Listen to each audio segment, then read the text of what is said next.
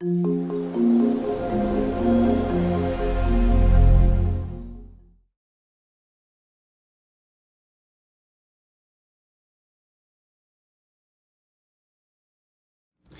tonight, we're about the root of all evil. I'm going to read this because most students I have don't think this is in the Bible, but it is. We could do a whole series on what people think is in the Bible but isn't, and what is in the Bible, but that would be an amazing series. But yes, this is in the Bible, 1 Timothy. But godliness actually is a means of great gain. Notice the language here. When accompanied by contentment, for we have brought nothing into this world, so we cannot take anything out of it either. If we have food and covering with these, we shall be content. But those who want to get rich fall into temptation and a snare, and many foolish and harmful desires, which plunge men into ruin and destruction. For the love of money is the root of all sorts of evil. And some, by longing for it, have wandered away from the faith and pierced themselves with many griefs. I always love doing these talks because I learn so much, and I learned about Moneta this time. I've traveled with a few gods and goddesses in my time, but I had not met Moneta. The surname of the Roman goddess Juno, Greek goddess Hera, near whose temple money was coined, right? And so you've got Zeus's wife who has her own temple, and then that's where the money is minted. And so all these symbols get mixed up, all these meanings get mixed up together, and so she becomes related to the Latin word monere, advise or warn, and so the admonishing goddess. Money as the admonishing goddess. Sounds right, doesn't it? Well, what we like to do here at UPR is understand the deepest meanings of these things. And to do that, you usually have to go back. And we often go back to etymology, as we just did. And we often go back to human cultures as best we know them. Especially pre-literate or oral cultures and what we learn from those. So a sacrifice is God's currency. It always has been. The currency of the divine. So you have to give back what's been received. This actually makes a lot of sense. If you live, as many primal or oral cultures did, on the bounty of the harvest or not, or the availability of game or not, then your life was constantly on the edge. And it makes perfect sense to me, in a mythological sense at least, maybe not a logical sense, but in a mythological sense, to say thank you and to give back.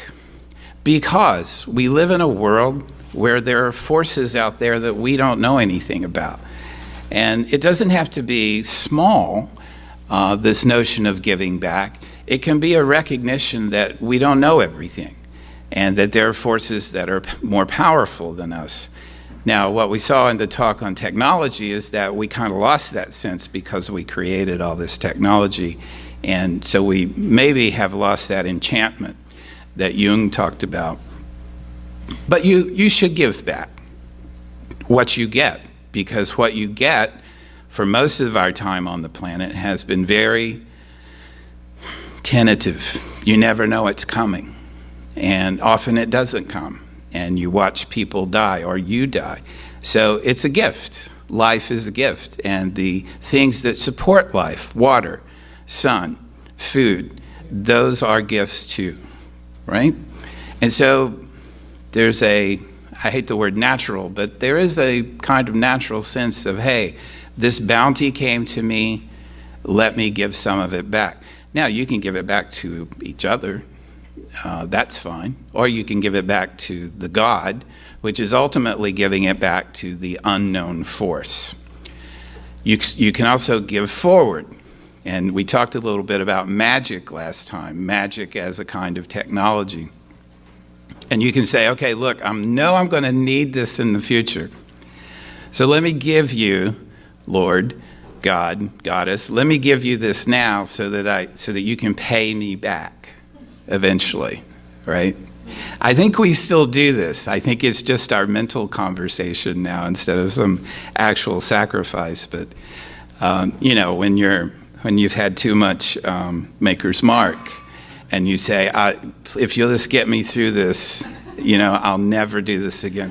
Maybe you know what I'm talking about. You bargain, and you bargain ahead. Sometimes you bargain backwards, sometimes you bargain forwards. All this happens, of course, in a ritual context, and that's what we've lost. I don't mean to say that in such a stark way, but I don't think we have many rituals. I think it's fair to say that we don't have many ritual contexts anymore in which to say, hey, I'm giving a sacrifice. I'm working in God's currency here through an exchange. We just don't have that. And yet, it's such a part of our existence, especially Christianity. The wages of sin is death. The wages of sin. The wages of sin. This economic model is shot through the Hebrew Bible and even more so in the New Testament. And in fact, I don't think it's made any more dramatic it's made more dramatic anywhere than in the book of Job, my favorite book in the Bible. Let me refresh your recollection, as the lawyers say. Job is a good man. It's one of the oldest texts in the Hebrew Bible. He's a good man. And he ensures his goodness by sacrificing. In fact, Job is so good that he sacrifices for his children in case they forgot to sacrifice. He's that guy. He's awesome. He's got all his bases covered. He writes all his checks. He pays all his bills because for him, his relationship with God is contractual, right? He uses the currency, divine currency, of if I'm good, you will be good to me. Yeah, we're in touch with that, right? If I'm good, the world will be good to me. Good things will happen. And the genius of the book of Job is that it opens with a behind-the-scenes scene. And we learn that all this that happens in the book is because God and a figure called Satan have a bet. A bet. Now, poor Job, he's this guy. He's like, oh, God, okay, I'm just going to do everything right so that I get paid. And I don't need to be paid in wealth. I just need to be paid in God's love. But guess how I know God loves me? He gives me lots of cattle and sons and daughters, right? And this is such good writing because the audience is in on the joke. And poor Job is such a sap. Meanwhile, this Satan figure, who's not the devil, by the way, he's a recognizable Jewish figure whose the word simply means adversary. He's like a prosecuting attorney. And he comes before God and says, I'll bet you that if you break your contract, the implied contract with Job, I bet you he'll curse you to your face. And God says, I'll take that bet. I'm all in. Actually, he's not all in because they keep betting. And so Job's life turns to tragedy. He loses all his cattle, his wealth, his sons, his health. It's been said that the only hero in the book of Job is his wife, who comes out while he's sitting on a plane scraping his sores with pottery shards. She says, curse God and die. Because she's the only one who makes any sense. But he doesn't. He doesn't curse God, but man, is he pissed. Because God broke the contract. They had a contract, and God broke it, and he did. And in fact, the ending of the book is fantastic because I didn't tell you about the three friends, but basically his three friends come and they have a poetry slam is what they have. They really do. It's about suffering, but it's some of the finest poetry you will ever read, but it's about suffering, and it goes back and forth, and Job and the friend. And basically their position is, dude, you did something wrong. You broke the contract. And Job's like, God damn it, literally, God damn it, I did not break this contract. I am due. You owe me. And it ends by God coming down and saying, you're right, Job, let me give you all this back. No, of course it doesn't end that way. Interestingly, some editor of the book of Job later on thought it should end that way. And so this editor tacked this on because they couldn't deal with the power and the poetry of the book of Job, where God comes down in the form of a whirlwind and says, contract? What contract, dude? Were you there when I created the hippopotamus? That's what he says. And Job's like, well, no. And he's like, well, were you there when I made the stars, when I made Leviathan in the sea? Were you there? And, this goes on for pages and pages. And Job's like, no, dude, I wasn't there. And God says, then shut up. That's a Hebrew translation. But the real ending of the book of Job is this. And Job was comforted that he was dust. This is before the stupid editor tries to fix everything. Like, he got notes from the production company. And Job was comforted that he was dust. There is no contract.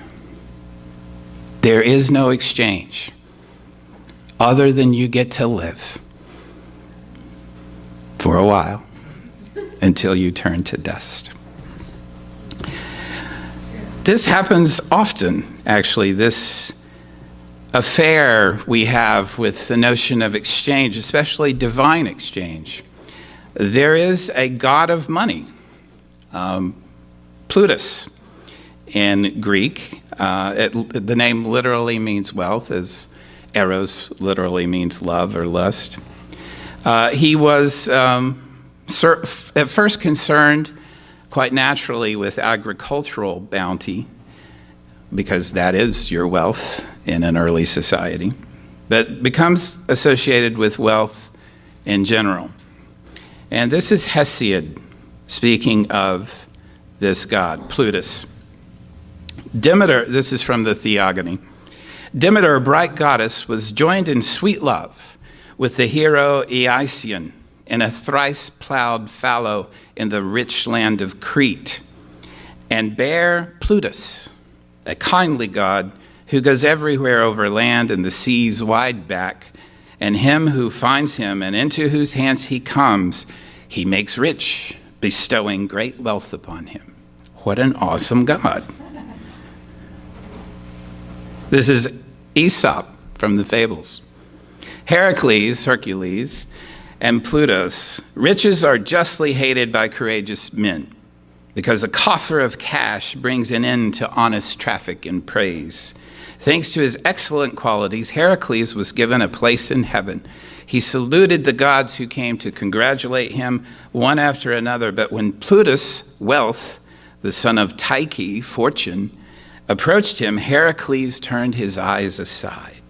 Father Zeus asked him why he did this, and Heracles answered, I hate the god of riches, because he's a friend to the wicked, while he also corrupts the entire world by throwing his money around.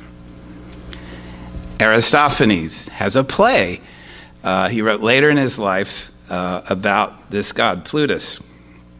And it involves these guys, and they go to the temple, and Apollo instructs the guys to follow the first man that they meet on leaving the temple and persuade him to come home.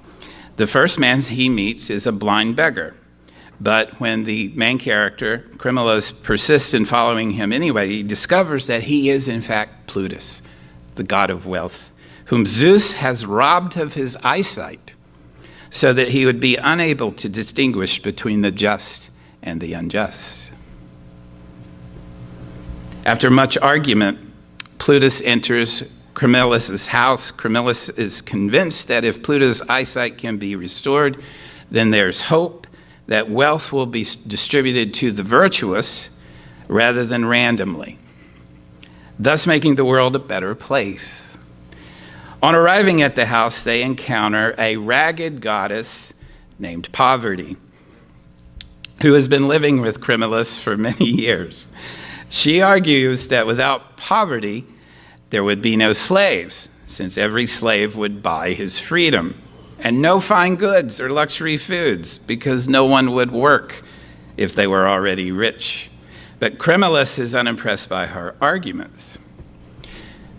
Plutus' eyesight's restored at the temple of Asclepius, the great healer, and he formally becomes a member of the household. And he begins to hand out riches to more deserving people, including Camillus, of course, who's brought him home, and to remove his riches from the unvirtuous, effectively turning the world upside down economically and socially. Predictably, this creates utter chaos.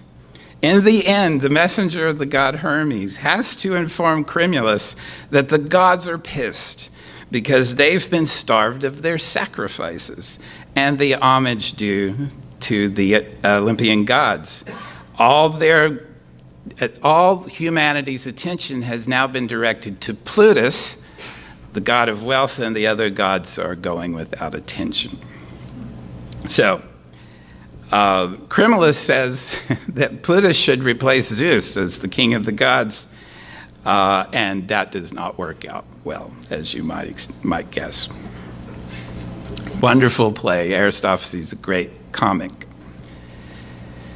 Aristotle and the social construction of money. So, we've already seen that sacrifice is a medium of exchange, or was a medium of exchange at least. We need mediums of exchange. And Aristotle was the first to talk about the social construction of money. He calls it nomisma, from which we get the word numismatics, right?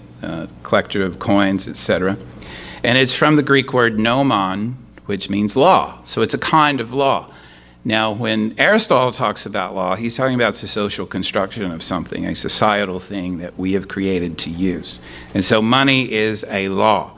It is a social construction that we use to exchange things. Because if you have a fisherman and a baker and a carpenter, and they need things, how do you work out the medium of exchange? Well, I'll build you a house for a couple of fishes, or, that's impossible, ultimately impossible to work out. The barter system is unsustainable, of course, because you need things that the other person cannot provide or provides too much of. And the same holds true for you. There's not an equal exchange available until you introduce money. Money is that agnostic social construction that does not itself carry value, but carries value only in relation to what you're exchanging it for. But the genius of it is that you can exchange it for anything. Anything. It's a fair mediator of what we have to do to live. It is our mediator. Money is our mediator. And so it then becomes, it's this very, I was almost going to say concrete, but it's not even concrete. We can talk about coinage and paper, but ultimately the meaning of money is not concrete. It is symbolic. This $10 bill represents one coffee at Starbucks, right? And so because it's this signifying, I should say signifying, it's engaging in the signifying function, it easily slips over into the symbolizing function. So it means more than just the venti latte. It means you can afford a venti latte. And now and besides, it's already embedded in society. Remember, it's already cultural. And so it immediately moves into the social construction of reality, right? Aristotle talks about the oikonomika, from which we get the word economy and economics. It's the law of the house. Very interesting. Houses in ancient Greece and Rome were usually the domain of the wives. And so actually it's pretty interesting. Christianity starts in houses in Jerusalem because Christians couldn't meet anywhere else. It was too dangerous. And so there's a real sense in which early Christianity is feminine in the sense that it is feminine-led, it is woman-led. And so there are these senses of mutuality and partnership that quickly get washed away as Christianity, especially when it becomes the official religion of Rome. So for Aristotle, there is economics, which is what most of us engage in. Do I have enough for a taco? Do I have enough for an Uber to get to the taco stand, or do I have to choose between that and doing laundry? That's the law of economics. That's the law of the house. It's like the comings and goings, the revenues and the expenses. But he also talked about krematistike, which was this other law, which was really just plain greed. It is wealth beyond necessity. And he said it was unvirtuous. Because for Aristotle, virtue lies in the golden mean, right? So courage lies somewhere between being foolhardy and running into battle that you know you're not going to win and you're going to die at, and being cowardly. Courage is kind of in that golden mean. Well, money and wealth, the law of the house is in between the law of wealth and poverty. In fact, the Buddha teaches a kind of golden mean. And what he said, we talked about this last time a little bit, Aristotle's four causes. Let me just tell you, because I skipped over it last time. There's the material cause, that out of which something comes. So the bronze of a statue, for example. The formal cause, the shape of the thing. The shape of the statue, this bronze statue. The efficient cause, the primary source of the change that occurs. So the artisan, right? The efficient cause is the artist. And then the final cause, its end, that which it is made for. So health is the end of walking. Beauty is the end of the artist, etc. Now he's very interested in this thing he calls entelikeia, or enteleke in English, which is where the final cause is contained within itself, and that is something like God or money. It's really interesting. We give Christianity a hard time in here sometimes, and for good reason. I don't apologize for that, but they got this right in the New Testament. Again, I don't think people know this is in there, and we can talk about why if you want, but listen to this. This is Matthew 19. Jesus said to his disciples, "Truly I tell you, it's hard for someone who's rich to enter the kingdom of heaven." It's hard. In fact, Jesus said, it's easier for a camel to go through the eye of a needle than for someone who's rich to enter the kingdom of God. They say, wait, who can be saved then? Who can be saved? And Jesus said, with man this is impossible, but with God all things are possible. And Peter says, dude, we have left everything to follow you. What's going to be left for us? Peter, the head of the Roman Catholic Church eventually.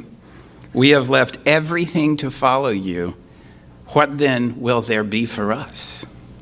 It's the old Job contract theory, right? Hey, look what we left. Pay up, Jesus, my Lord. Pay up. And he's not wrong, because we live with this notion. We do, is that, I'm going to go to church. I'll even grudgingly give 10% of my net, not my gross pay. So, pay up. Why did this bad thing happen to me? Why did my wife leave? Why did my father die? Why is the world like it is? I did this. Pay up. Jesus says, truly I tell you, at the renewal of all things, when the Son of Man sits on his glorious throne, you who have followed me will also sit on 12 thrones. Oh, you get a throne. Judging the 12 tribes of Israel. And everyone who has left houses, or brothers, or sisters, or father, or mother, or wife, or children, or fields, for my sake, will receive 100 times as much, and will inherit eternal life also. You would think eternal life would be, but no. But many who are first will be last, and many who are last will be first. Yeah, there's a contract. Well, I'm going to pay you later. You pay me now, I'll pay you later. And of course, Karl Marx would come along and say, hey, that's bullshit. But it would take about 1900 years. You remember in Matthew 21, Jesus entered the temple and drove out all those who were buying and selling in the temple, and overturned the tables of the money changers and the seats of those who were selling doves. This is a pretty consistent theme in Jesus' work and life, is that you got to keep this stuff separate. But there's still a payoff. It's just, I'm going to pay you not in money, but in eternal life. Most people probably don't know this verse, but I too remember this growing up. This created a lot of trouble. This is Mark 6. And Jesus summoned the 12, the apostles, the disciples, and began to send them out in pairs and gave them authority over unclean spirits. And he instructed them that they should take nothing for their journey. Nothing. Except a mere staff. No bread, no bag, no money in their belt. Just wear sandals. Do not put on 2 coats. Christians are to take no money as they go out. Yeah, so you get the idea. Now, this notion, as money as the root of all evil, as money as dangerous, as money as ultimately unnecessary, and not the proper type of currency that you need to be working in, this carries through. A lot in Christianity does not carry through, but this carries through. This notion carries through from Jesus' teaching. Usury, the charging of interest on money, is considered an abomination in Christian theology. And it was so from the early church fathers to the Reformation, basically. Because remember what started the Reformation? One of the things that started the Reformation was the Catholic Church selling indulgences, right? So, yeah, you did some sin, drop a coin in, you're done. Go back out, do some more sin, because we need some more coin. This, up until then, it's a pretty consistent notion in Christian theology that that money cannot earn interest. Augustine calls it the spiritual fornication. Money, and he uses the term for childbirth, tokos. Is it there? Yeah, there it is, right above. Tokos, he uses the term for child. Money cannot give birth to money. This is wrong. Dante puts usurers, people who charge interest, he puts them in his 7th circle of hell.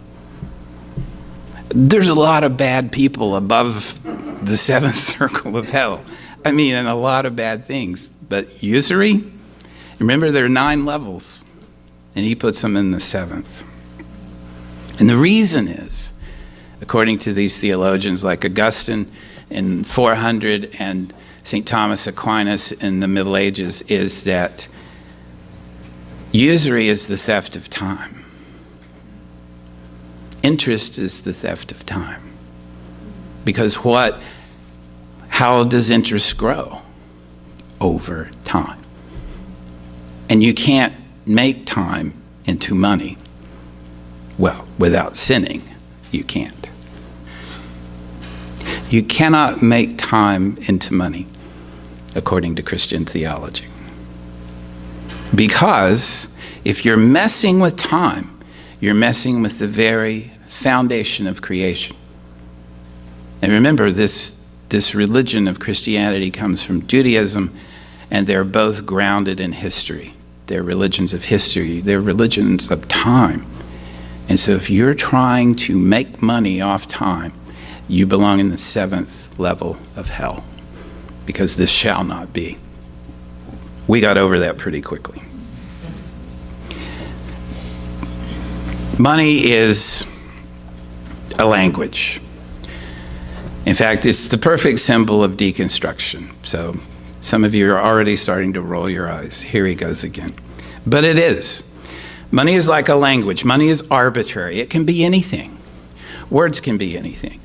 In fact, so many things have been used as money throughout our history on this planet. Cowrie shells, stalks, anything that can serve as that mediator. It doesn't matter what it is. And of course, if you're incarcerated, apparently it becomes cigarettes, right? Anything can be money. Anything. Because there's nothing outside the system grounding it. Post-structuralists and deconstructionists would say because there's no transcendental signifier or there's no gold standard. We don't need the gold standard. All you need to know is that if I give you $10, you will give me a venti caramel latte. Soy, no whip. You will give me that for this. That's all we need to know. What if there's a new shop in Santa Monica that says, I'm going to charge you $20 for that? There will be people who will say, sure, here's my 20 for that same thing. It doesn't matter. It's completely arbitrary. It depends on the exchange value, like language, which depends on what the two people agree upon. Language is consensus. Money is consensus. I agree that this venti latte is worth $20 now. And its value, like language, is based on this implicit, tacit agreement that we make between ourselves. Right?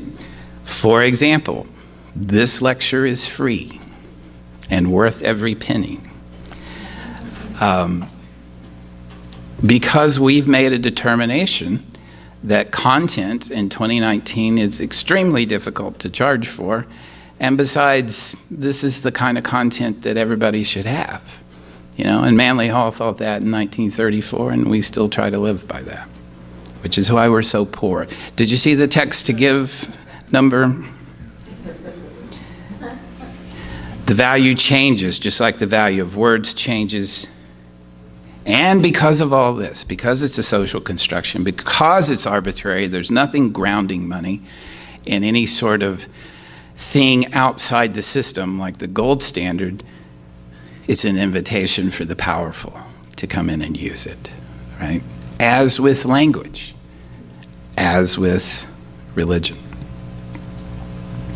Money, interestingly, is also a measure. It's one of our favorite measurements, and that's part of its utility, its role in our society. The role of money in measurement, says Carruthers, is provided the timely inspiration at the dawn of the Western scientific tradition. The monetization of the Western European economy in the 13th and 14th centuries had a dramatic impact on the thinking of scientists. Monetization meant measurement, quantification, and commensuration.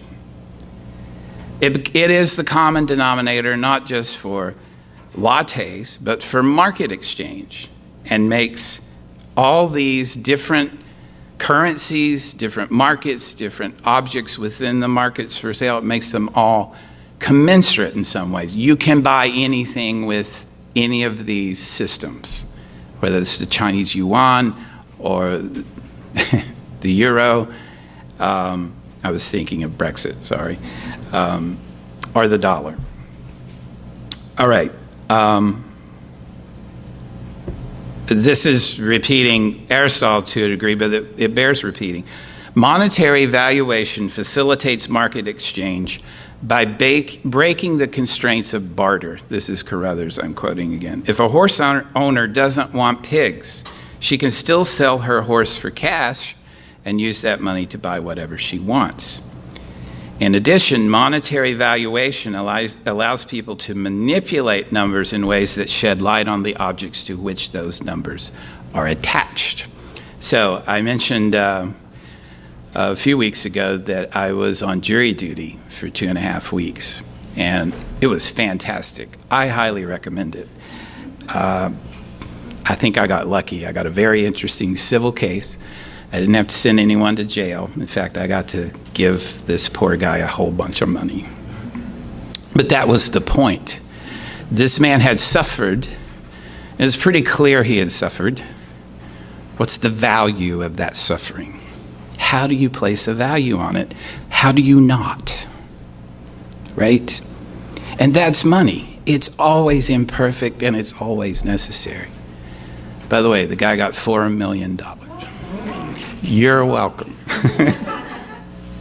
So, I don't want to get into this too much, but as you know, this creates the emergence of the state, because the state becomes not only the controller of money, but the generator of money. And I didn't know this, but there's some really interesting research out there that says, well, I probably don't know what I'm talking about, but this is not my area, but like Bernanke and some of the other economists said, why don't we just print money? And I always heard that would create inflation, too many dollars chasing too few goods. But seems to be some sort of consensus about this, that we should just print more money and give it to people. That would be a winning platform, I would think. So, money as God. Money when money goes from its signifying function to its symbolizing function, it's right next to the divine. So you remember from some of our other talks that Rudolf Otto, for example, described religion as mysterium tremendium et fascinans, an experience of tremendous mystery and fascination. And that was religion, because you don't need, but in the experience of religion is to experience something larger, more powerful than you. That's money. That's been money all my life, maybe yours too. I can't control it. It's awe-inspiring. I'm amazed by what it can do, and yet it acts on me more than I act on it. Right? It produces a mysterious fear and fascination. And therefore, it becomes a totem. So it's not uncommon, in fact, it's fairly common for primal peoples to take that experience of religion and make something concrete of it, a totem or a fetish, to say this is the thing that represents that other thing, right? Money is that for us, isn't it? Because in Job's contract, for us to live Job's contract, in 2019 is to have money. And don't think that American preachers have not realized this, right? It goes all the way back to the 18th century, that if you want to know if God loves you, you just look at how much money you have. And they were brilliant rhetoricians. They turned this right into the gospel of wealth. And it works because it appeals to our more craven tendencies. There's a great essay in The Atlantic from, 57, something like that, by Harvey Cox, the Harvard theologian, where he talks about the market as God. He's a theologian. He studied religion all his life, and I forget, an editor or somebody asked him to comment on the market. And so he says, well, I don't know anything about economics, but I'll try to see. And so he goes into this research on the market, and he's like, oh my God, I know exactly what this is. This is theology. And I won't rehearse the entire argument because you can see where it's going. The market has gods. The market ultimately is God, because it's an inscrutable thing that affects you so much that some people might kill themselves, some people might get immensely wealthy. But the point being, you don't know what it's going to do. You just don't know. And yet, you've put, if you're able to exist in the market, you've put your future into its hands. It is theology, he says. All right. You know this story of the golden calf, maybe? Let me read it to you because I think it's really interesting for our topic tonight. This is from Exodus, book of Exodus in the Torah. Moses, remember, has led his people out of Egypt, and they're wandering in the desert, the Negev desert right now. It's about a 1-year journey from Egypt to what would become the Promised Land, to Canaan. It takes them 40 years because they go like this. So they're a lot like us on our path. We go like this. Could be, and I don't know if you do this. I do this all the time. I look back, I'm like, I could have done that in a year. Why did it take me 20 years to learn that? Could have done it in a year. Anyway, they're problematic. They're whining. They're not out of Egypt very long. They're like, man, the leek soup was really good back there. And Moses is like, you were slaves. And they're like, yeah, I know, but at least we had a roof over our head. Yeah, you know. So Moses has gone up to Mount Sinai to get the 10 Commandments, and he's gone for 40 days. Now when the people saw that Moses delayed to come down from the mountain, the people assembled around Aaron, Moses' brother, and said, come, let us make a God who will go before us. As for this Moses, the man who brought us up from the land of Egypt, we don't know where he is. He's gone. And Aaron said, all right, cool. Tear off the gold rings that are in the ears of your wives, your sons, and your daughters, and bring them to me. And then all the people tore off the gold rings that were in their ears and brought them to Aaron. And he took this from their hand and fashioned it with a graving tool and made it into a molten calf. And they said, this is your God, O Israel, who brought you up from the land of Egypt. No, it isn't. But okay, this is your God. Now when Aaron saw this, he built an altar before it. He's like, yeah, sure. Moses? Who's Moses? I seem to remember maybe a Moses guy. No, this is your God. This golden calf. This thing socially constructed, right? Made of everybody contributing something. And Aaron made a proclamation and said, tomorrow will be a feast to this new Lord. So the next day they rose early and offered burnt offerings, sacrifices, the divine currency, and brought peace offerings, and the people sat down to eat and drink and rose up to play. There it is. To make a god out of money. It's so easy. It's right there all the time, right? It's right there. I mean, it's so clear. It's none of this Joe bullshit where there's a bet going on behind me that I don't know about. And I could lose everything. It's right. I'm not going to lose this. It's right here in my hand. I always think of the Alice Walker poem where she talks about giving her soul to a man, and he clenched it so hard that her soul shrank to fit his hand. This is your God. Meanwhile, God is up on the mountain, and you choose to stay in the plain.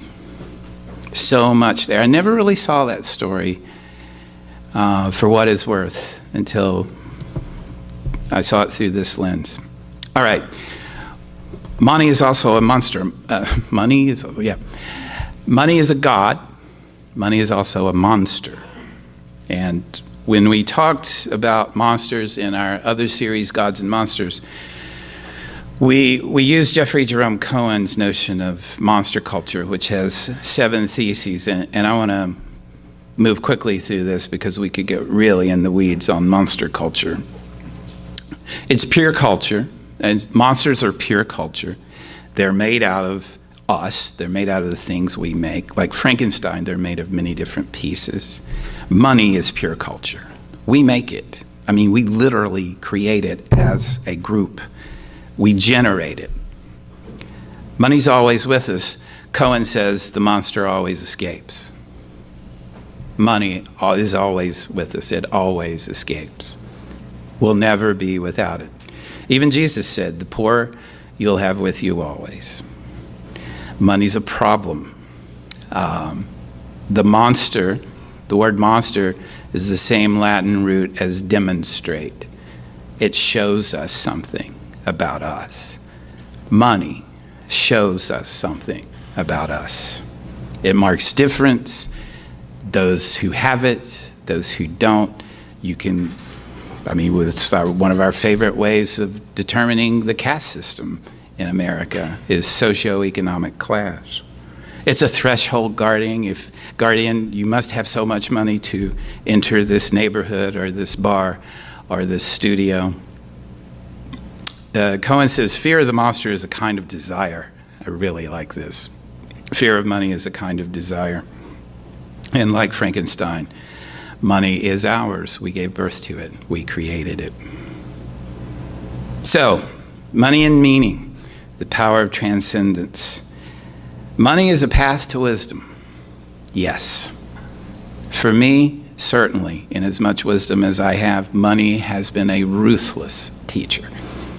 Absolutely ruthless. I'm still being abused by money. And that's a kind of self-abuse, because what matters and what gives money power is what you think of it and what you think it is and what you think it does. There's a book in our bookstore called The Wisdom of Money that's really good. And he is a professor, and he talks about his youth when he didn't think about money and how wonderful that was. You know, do you remember that? I mean, maybe some of you are still there. Oh my God, that was amazing. You just didn't think about money. You know, if you ate, you had a couple bucks, and so you ate, and then you'd wait for the next couple of bucks, and then for the next meal. There's a liberation in that. Of course, it's a great danger. Money threatens to redirect our desire, just as a God threatens to redirect our desire. Our desire is for wisdom.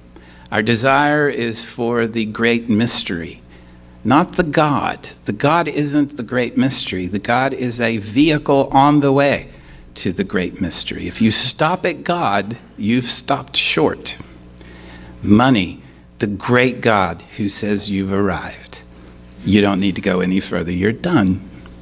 And of course, we know, because some of our favorite documentaries are about how that's untrue, because people who have money lose it in dramatic ways sometimes. Money reveals absence.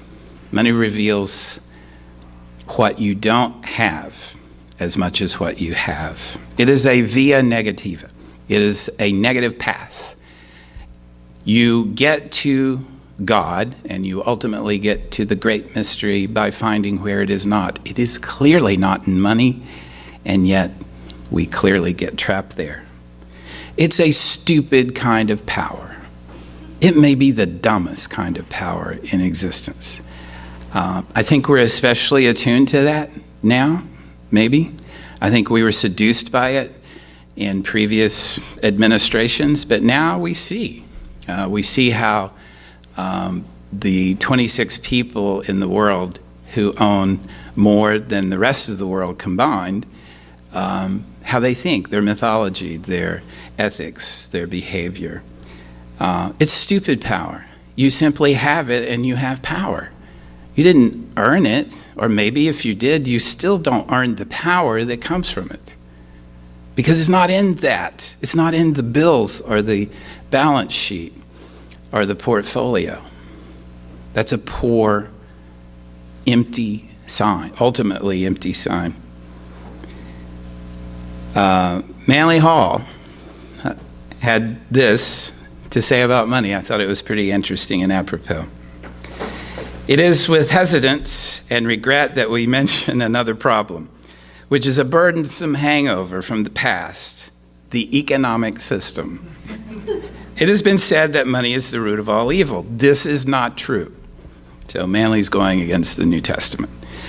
Money merely intensifies acquisitiveness, and under its temptation, practically every type of crime has been committed. All reforms, public policies, and political allegiances are involved in the mystery of wealth. This must also be given a thorough examination. Coinage was established to simplify the merchandising of articles and products. Today, there is little use in going back over the past. No lasting solution for any major world problem is possible without a major reform of the monetary system. It was simply a convenience. It was easier to carry around on your belt a bag of coins than to drive a flock of sheep down the main street. It is obvious that as long as we must participate in barter, we must tolerate this rather compelling nuisance called money. By degrees, we have sold ourselves to the concept that wealth is the most important thing in all the world. If you can buy it, it is cheap at any price. If you can buy it, it is cheap. And if you cannot get it, you are the most forlorn of human beings. We have another series of illusions. We believe that the silver dollar is a kind of robot that can work for us while we sit back and recreate. It can get us anything we want, whether we need it or not, and it can take us anywhere we want to go, even though we have no reason for the trip. Regardless of how it is juggled, money is always far more addictive than morphine or cocaine, and is always here providing the most convenient way to finance our personal delinquencies. How can we ever bring the world out of its perpetual bankruptcy unless we control the almighty dollar? As we approach the new century, I think this was 1988, we can look back and see what money has done to us and the little that it has done for us. Eliminate speculation and there will be no need to build more prisons. Let me say that again, or let Manly say it again. Eliminate speculation, the market, and there will be no need to build more prisons. The courtrooms will be empty most of the time. Serious crime would be exceptional, and we would be free from the heavy psychological burden of debt. Financial panics would be impossible. Wall Street would not collapse periodically, and few building and loan companies would fail. And then finally, this is the great British poet Philip Larkin. Quarterly, is it? Money reproaches me. Why do you let me lie here wastefully? I am all you never had of goods and sex. You could get them still by writing a few checks. So I look at others and what they do with theirs. They certainly don't keep it upstairs. By now they have a second house, a car, and a wife. Clearly money has something to do with life. In fact, they have a lot in common. If you inquire, you can't put off being young until you retire. And however you bank your screw, the money you save won't in the end buy you more than a shave. I listen to money singing. It's like looking down from long French windows at a provincial town. The slums, the canal, the churches ornate and mad in the evening sun. It is intensely sad. Thank you.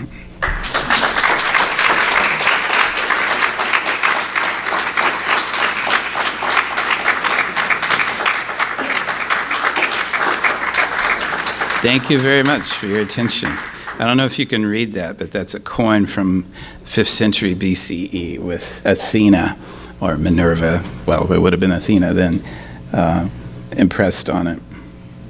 Isn't that great?